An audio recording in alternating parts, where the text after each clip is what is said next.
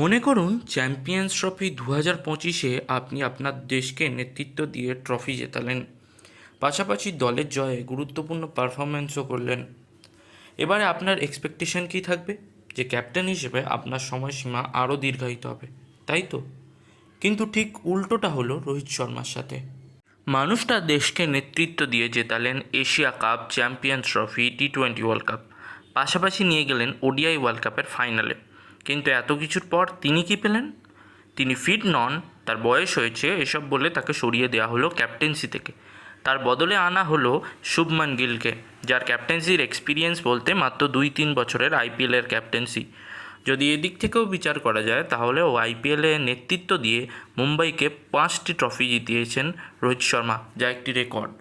এই অবস্থায় অস্ট্রেলিয়ার বিরুদ্ধে ওডিআই সিরিজে রোহিত ফিরে এলেন নিজের ভিনটেজ রূপে। জিমে পরিশ্রম করে কমালেন প্রায় 11 কেজি ওজন। সাথে দলের জন্য সেলফলেস অ্যাপ্রোচ ছেড়ে দিয়ে বেশ কিছু বল খেলে সেট হয়ে ফিরলেন এবং করলেন বিশাল স্কোর।